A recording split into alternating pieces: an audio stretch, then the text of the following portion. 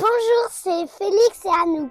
Aujourd'hui, on va vous parler de la Nouvelle-Orléans, de son carnaval et de l'histoire de la Louisiane. Où se situe cette ville?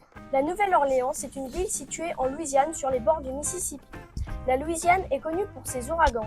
Chaque année, il frappe cette région à la fin de l'été. En 2005, l'ouragan Katrina a fait de nombreux dégâts et de nombreuses victimes. Qui est à l'origine de cette ville? Ce sont les Français qui ont fondé la Nouvelle-Orléans en 1718. C'est un port stratégique avec l'Europe. La région va devenir espagnole. En 1804, Napoléon rachète la Louisiane.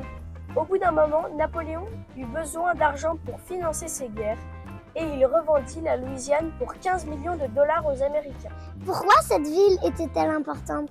Au début du 19e siècle, la ville est un centre commercial important grâce au commerce du sucre, du coton et du tabac. C'est la prospérité de l'esclavage, c'est le commerce triangulaire. Les Européens partent d'Europe avec des marchandises comme des armes et du tissu à bord du bateau en direction de l'Afrique. Ils échangent leurs marchandises contre des esclaves et partent ensuite pour l'Amérique.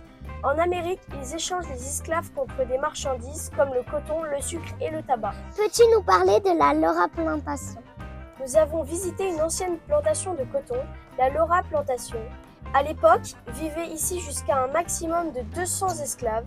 Ils habitent dans des petites cahutes. Ils parlent le créole et ne savent ni lire ni écrire.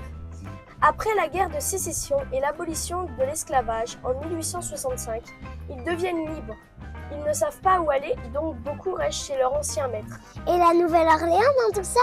La Nouvelle-Orléans est donc un carrefour de cultures françaises, créoles, africaines, espagnoles et amérindiennes.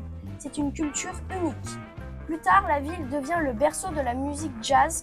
Louis Armstrong en est une figure légendaire. Peux-tu nous parler du carnaval? J'ai beaucoup aimé l'architecture de la Nouvelle-Orléans avec ses balcons, mais j'ai surtout aimé le carnaval. Les gens de la Nouvelle-Orléans aiment vraiment les grandes fêtes. Depuis très longtemps, ils célèbrent Mardi Gras avec des défilés, des costumes colorés, des masques, de la musique et beaucoup de danse. Des groupes appelés crews organisent les défilés et lancent des colliers, des cadeaux, des bonbons au public. Ça, c'est une tradition qui vient des premiers colons français qui fêtent l'avant-carême, période de 40 jours où on fait attention à ce que l'on mange. Le premier jour où on s'est promené dans le quartier français et qu'on tendait les bras, les gens nous jetaient des colliers. Il y avait tellement de gens que l'on devait se tenir pour ne pas se perdre. Le deuxième jour, on est allé à un défilé où il y avait des fanfares, des chars et plein de gens déguisés. On a reçu 3 énormes sacs de cadeaux. D'ailleurs, en 2018, la ville a retrouvé 45 tonnes de colliers dans ses égouts. On vous laisse en musique. À bientôt les copains.